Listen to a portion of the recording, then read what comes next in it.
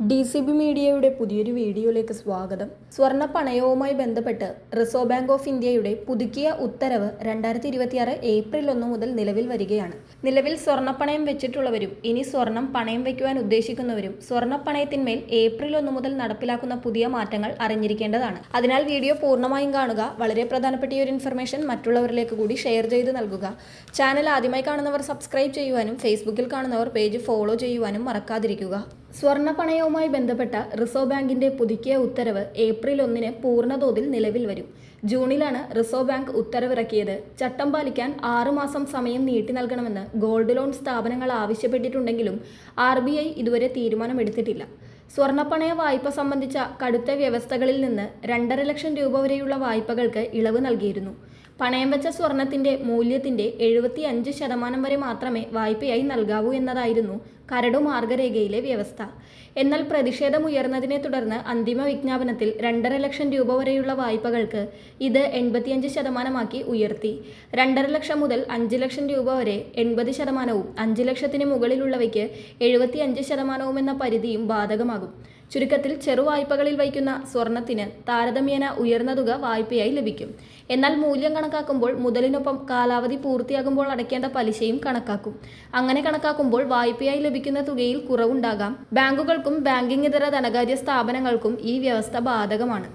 വ്യക്തിയുടെ തിരിച്ചടവ് ശേഷി അടക്കമുള്ള കാര്യങ്ങളിൽ ധനകാര്യ സ്ഥാപനം നടത്തുന്ന വിശദമായ പരിശോധനകളിലും 2.5 ലക്ഷം രൂപ വരെ വായ്പ എടുക്കുന്നവർക്ക് ഇളവ് നൽകിയിട്ടുണ്ട്. വായ്പാ കാലാവധി തീരുമ്പോൾ പലിശയും മുതലും ഒരുമിച്ചടച്ച് പണയവസ്തു തിരിച്ചെടുക്കുന്നതാണ് ബുള്ളറ്റ് റീപേയ്മെന്റ് ലോണുകൾ. വരുമാന ഉദ്ദേശത്തോടെയല്ലാതെ അടിയന്തര വ്യക്തിഗത ആവശ്യങ്ങൾക്കായി എടുക്കുന്ന ഇത്തരം വായ്പകൾ പലിശയടച്ചു പുതുക്കുന്നതിന് തടസ്സമില്ല. എല്ലാത്തരം സ്വർണ്ണപ്പണയ വായ്പകളിലും കുടിശ്ശികയില്ലെങ്കിൽ മാത്രമേ പുതുക്കൽ അനുവദിക്കൂ.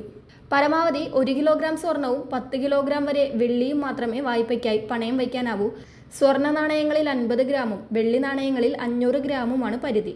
പണയം വയ്ക്കുന്ന സ്വർണത്തിന്റെ ഉടമസ്ഥാവകാശം ഉറപ്പിക്കുന്ന രേഖയോ സത്യവാങ്മൂലമോ നൽകണം. മോഷണം മുതൽ പണയമായി വരുന്നത് ഒഴിവാക്കാനാണിത്. വായ്പ തിരിച്ചടച്ചാൽ 7 പ്രവൃത്തി ദിവസത്തിനകം സ്വർണം തിരികെ നൽകണം. വൈകിയാൽ പിന്നീടുള്ള ഓരോ ദിവസത്തിനും 5000 രൂപ വീതം നഷ്ടപരിഹാരം നൽകണം.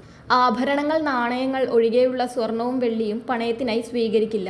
സ്വർണത്തിന്റെ പരിശുദ്ധി കണക്കാക്കിയാണ് മൂല്യം നിശ്ചയിക്കേണ്ടത്. കഴിഞ്ഞ 30 ദിവസത്തെ വിലയും തലേന്നത്തെ ക്ലോസിംഗ് വിലയും പരിഗണിച്ച് ഇതിലേതാണോ കുറവ് അതനുസരിച്ചായിരിക്കണം മൂല്യനിർണ്ണയം.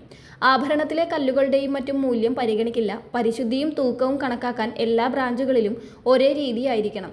ഇത് വെബ്സൈറ്റിൽ പ്രസിദ്ധീകരിക്കണം. പണയം വെച്ച സ്വർണം നഷ്ടപ്പെട്ടാൽ നഷ്ടപരിഹാര വ്യവസ്ഥയടക്കം ഉപയോക്താവിനെ അറിയിക്കണം. സ്വർണം സ്വീകരിക്കുമ്പോൾ തൂക്കം, പരിശുദ്ധി, ആഭരണങ്ങൾക്ക് തകരാറുണ്ടെങ്കിൽ അതിന്റെ വിവരങ്ങൾ, ചിത്രം എന്നിവ ചേർത്ത് സർട്ടിഫിക്കറ്റ് തയ്യാറാക്കി ഉപയോക്താവിന് നൽകണം. തിരിച്ചടവ് മുടങ്ങിയ വായ്പ ലേലത്തിലേക്ക് പോകും മുൻപ് ആവശ്യത്തിന് സമയം നൽകണം. നോട്ടീസ് നൽകി 1 മാസം കഴിഞ്ഞു മാത്രമേ ലേല നടപടി ആരംഭിക്കാവൂ. ലേലത്തിന് വയ്ക്കുന്ന സാഹചര്യങ്ങളിൽ ഒരു പ്രാദേശിക മാധ്യമത്തിലും ഒരു ദേശീയ മാധ്യമത്തിലും പരസ്യം നൽകണം. ലേലം ചെയ്യുമ്പോൾ റിസർവ് വില സ്വർണത്തിന്റെ മൂല്യത്തിന്റെ 90% കുറയരുത്. ലേലം 2 തവണ പരാജയപ്പെട്ടാൽ 85% വരെ റിസർവ് വില കുറയ്ക്കാം. ആദ്യ ലേലം അതേ ജില്ലയിൽ നടത്തണം. അത് പരാജയപ്പെട്ടാൽ സമീപ ജില്ലകളിലോ ഓൺലൈനായോ ലേലം ചെയ്യണം. ഏതെങ്കിലും വ്യക്തി ബാങ്കിന്റെ പരിധിയും കടന്ന് സ്ഥിരമായി സ്വർണ്ണപ്പണയ വായ്പ എടുക്കുന്നുണ്ടെങ്കിൽ കള്ളപ്പണ ഇടപാടുകളല്ലെന്ന് ഉറപ്പുവരുത്താനുള്ള നിരീക്ഷണവും നടത്തണം. ഇതൊക്കെയാണ് സ്വർണ്ണപ്പണയത്തിൽ RBIയുടെ പുതുക്കിയ ഉത്തരവിൽ ഉൾപ്പെട്ടിട്ടുള്ളത്. വളരെ പ്രധാനപ്പെട്ട ഈ ഒരു ഇൻഫർമേഷൻസ് മറ്റുള്ളവർക്ക് കൂടി ഷെയർ ചെയ്യുക.